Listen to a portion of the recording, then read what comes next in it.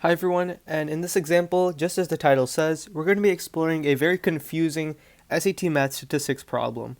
This is question number 12 from the calculator section of the March 2021 SAT. And so if we look at this question, we are given a table with, on the left side, fluid ounces for the amount of water in 80 bottles, and on the right side we have the frequency of specific amounts of values. So this question says the frequency table above shows the distribution of the actual number of fluid ounces of water in a random sample of 80 20-ounce bottles of the water at a bottling plant. Bottles are only sold if they contain at least 19.8 but no more than 20.2 fluid ounces of water. If the proportion of bottles that can be sold is the same for the sample and the 16,000 20-ounce bottles produced at the plant each day, how many of the 16,000 bottles cannot be sold? So when you first approach this question, what you want to recognize are a few things. So it says that right now we have 16,000 total bottles that are being produced at this bottling plant every single day. But essentially what they've done is they just took a random sample of about 80 bottles. All right, let me write this in a different color. 80 bottles, which is just a sample. And they're saying that if the proportion of those is going to be the same for the 16,000, then how many bottles cannot be sold?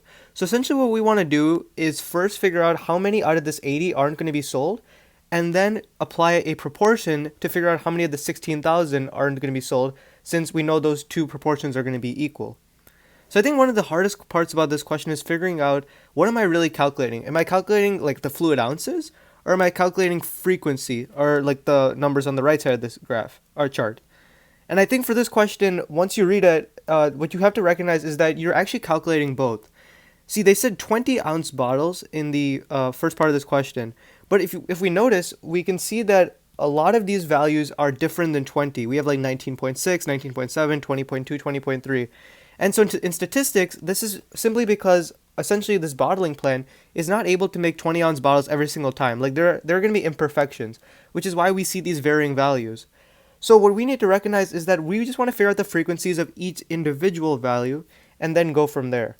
So I'm going to box in the values 19.8 and below, and then 20.2 or higher. So no more than 20.2.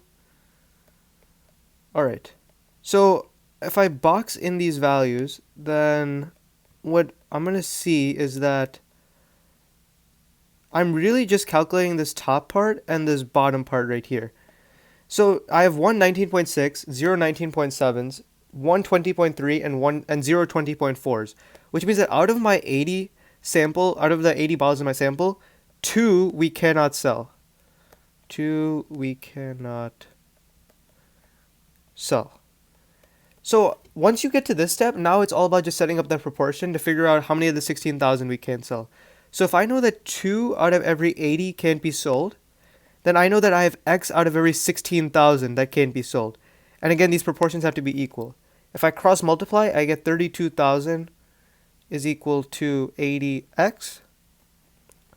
And this leaves me as X is equal to 400, which means that C would be the right answer. There are 400 bottles which cannot be sold.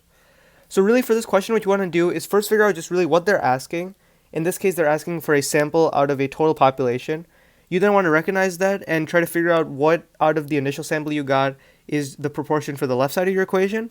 And then you want to set that equal to your entire population, so something like X over 16,000, like for this problem. And then cross multiply and solve to get the right answer. For this question, we had the fluid ounces and the frequency.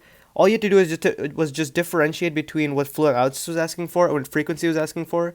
And so if you can just read carefully, especially for statistics questions like this, and know your basic statistics, terminology like mean, median, mode, frequency, and just apply that to the problem, you should be able to handle most of the SAT questions in this kind of a format on the math section. Thank you again for watching, and we will see you in the next video.